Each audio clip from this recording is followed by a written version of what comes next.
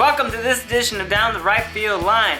Hanley Ramirez returns to Miami as the Marlins kick off their homestand, and this offseason looks to be a very busy one, but not the way that you might think it'd be. All that and more coming up next.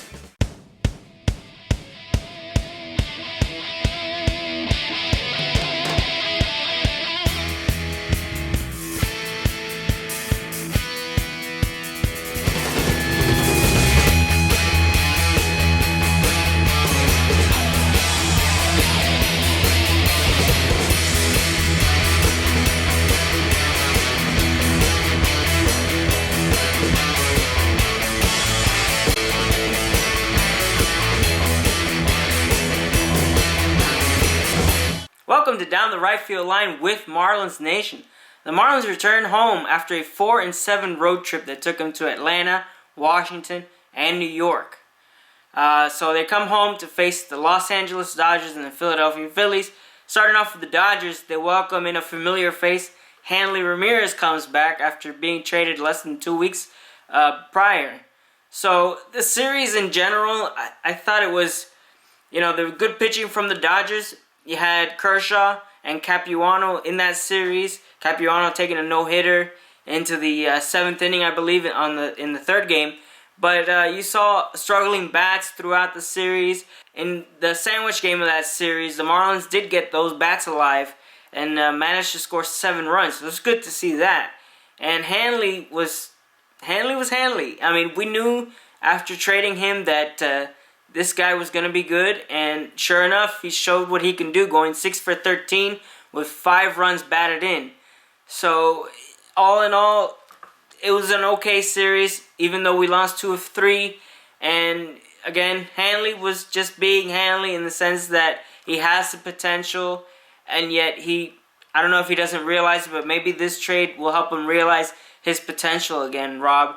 And, I mean, what can you take out of Hanley coming back to Miami? It was kind of a mixed feeling, I thought. When he came up to bat for the first time, there were some cheers, there were some boos, but Hanley overall, like you said, he has the talent.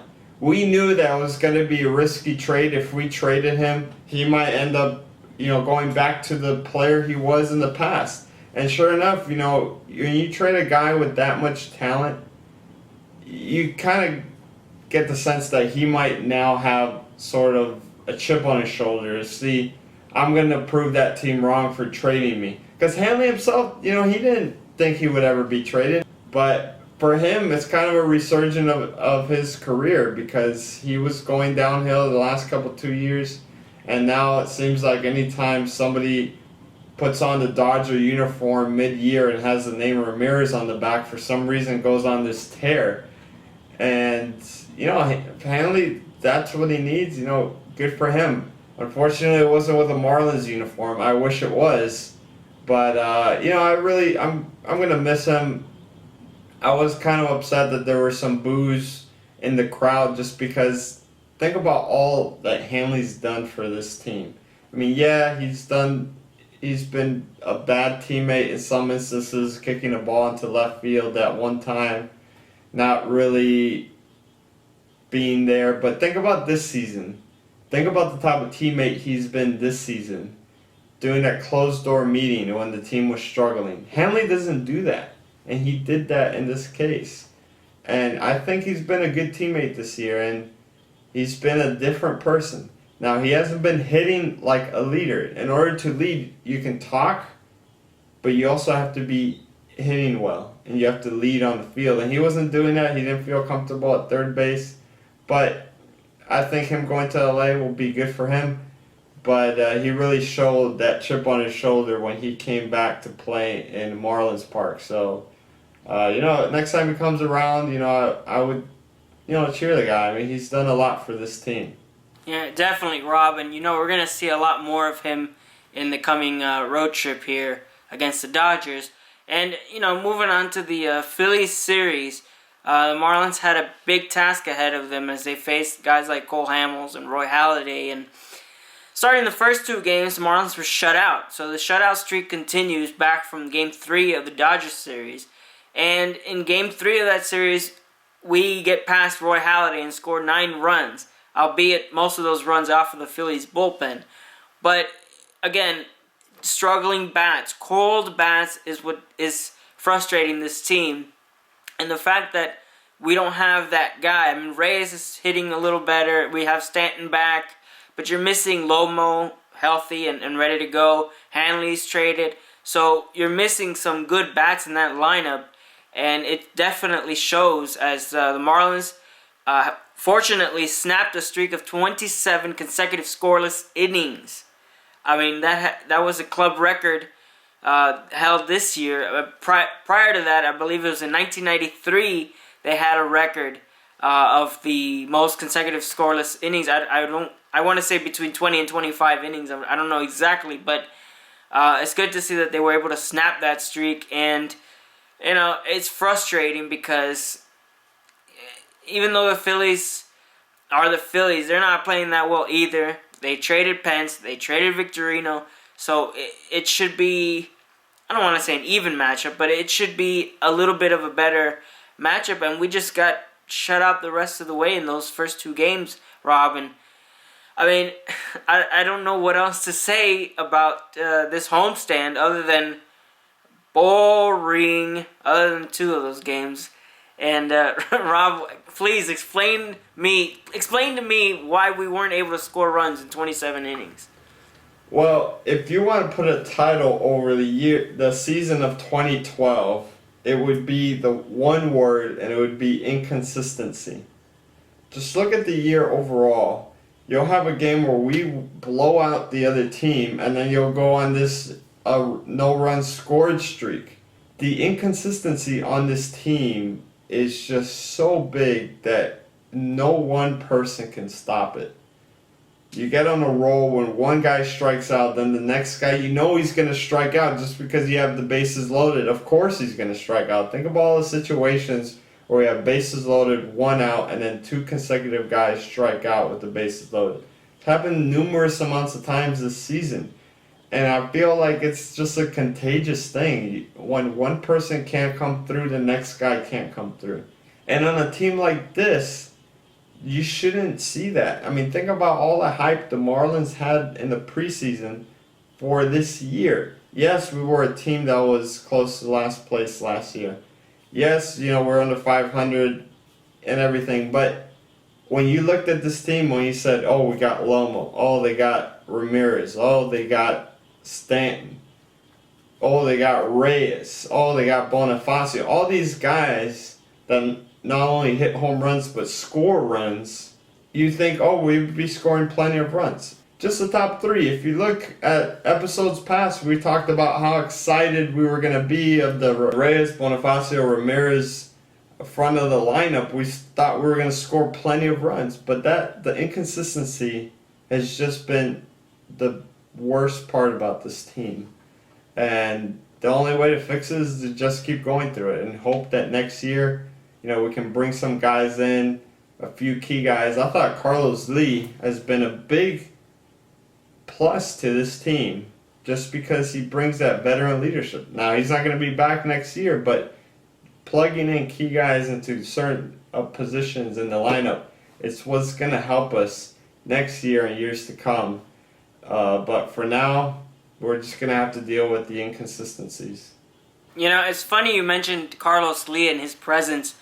Rob, I challenge you. I mean, I think maybe you do bring Carlos Lee back. I understand they want Lomo at first for knee injuries and just the purpose of having him as your first baseman. But let's think about it for a second here. I mean, all this time, the Marlins are looking for that veteran on the field, okay, to lead the team and to do what, you know, the Marlins have been asking of a player. And you finally found it in Carlos Lee. So why in the world would you now go ahead and move on with him? Again, I understand he's aging, and I understand you want Lomo at first. But if Lomo's knee is fixed and he finally gets healthy enough to roam around left field, why not? To me, it makes sense to keep him. That's me. And in fact, there's a rumor that Carlos Lee wants to stay with the Marlins and has met with the Marlins in discussions to stay for 2013. I mean, I completely agree with you. It's one of those things that it makes sense. And the only reason, don't get me wrong, Raf, the only reason why I'm saying that I don't think he's going to stay here is because I know and I've seen how the front office works. There's just certain players that you know that after a while they're not going to be here. And I had a feeling with Hanley that if he didn't start off hot, he was going to get traded. And sure enough, he did. And the same thing with JJ. If you remember the last episode, we were talking about whether JJ is going to get traded. I have a feeling he is going to get traded in the offseason, but it's just the way the front office works. And, unfortunately, that's the case. Now, I didn't hear that rumor about Carlos Lee meeting with front office personnel. That would be, a step in the right direction, Raph. Having him at first base, he already showing that he hustles. That's one thing about him. You see his size, you're like, oh, this is a big guy. He's probably not going to hustle or anything. He hustles. He knows how to play the game of baseball. And he plays it the right way. If they can bring him back for maybe $4 million or something like, a reasonable amount, let's do it. Let's bring him back. He's going to solidify that center part of the lineup, help Stanton grow faster because this guy's on a tear right now, help Lomo at the same time, and get us back on a winning track. And I completely agree with you. Let's just hope the front office, gets their mind around it and, figures out a way to keep this guy. Definitely. And speaking of rumors, actually, there's rumors coming out of the Marlins clubhouse, I guess, that there might be an overhaul of the front office. And I think it's about time, actually. I think, Loria's pissed.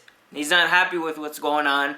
And, I think Beinfest and Hill and whatnot have been given so much credit for the 2003 season and the beyond, 2004, 2005, 2009, so on and so forth, that they've been able to catch a lot of breaks, a lot of slack here and there.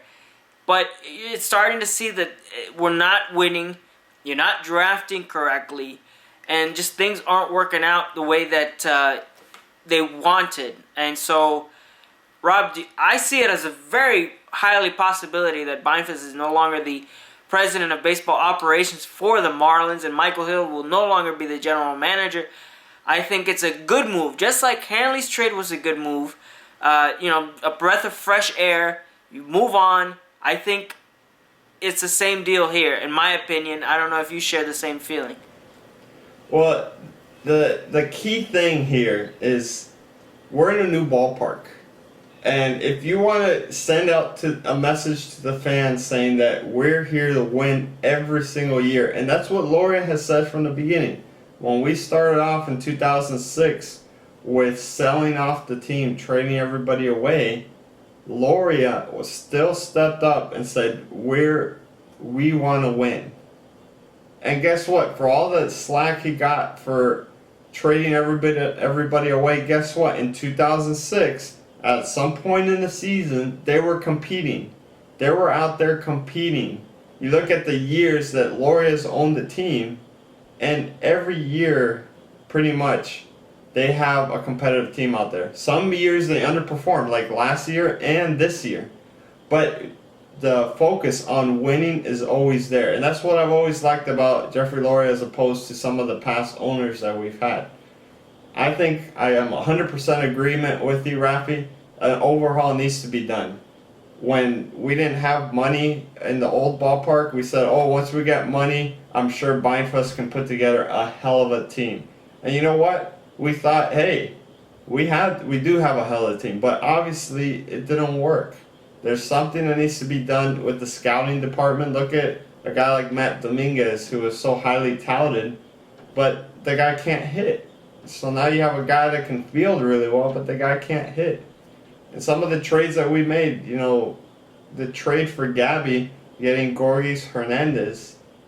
I mean, the guy, he has a good glove and he's fast, but the guy can't hit. So it's like we think we're getting good acquisitions here and there, but put Hanley on the Dodgers now, I bet you if the Dodgers made a trade, they would get a huge package back. But, you know, we didn't get that. So I'm feeling like, you know, we had a good run with Bindfest and Hill, but it's time for a change. Well, after the homestand, the Marlins will now head out west, play 3 games in Colorado, 4 in Arizona, and 3 more against the Dodgers in LA. And an interesting note here, in Colorado, Stanton has played 1 series, and in that series, he homered in every game of that series. So it'd be interesting to see how he does this time in Colorado. And, you know, we'll see how it goes. I'm optimistic. We're going to Colorado. Everybody hits in Colorado. So we'll see how that goes. But from all of us here at Down the Right Field Line, we say goodbye, and we'll leave you with our random video of the week, which we like to call The Mega Freakout. Later. Oh, I told you.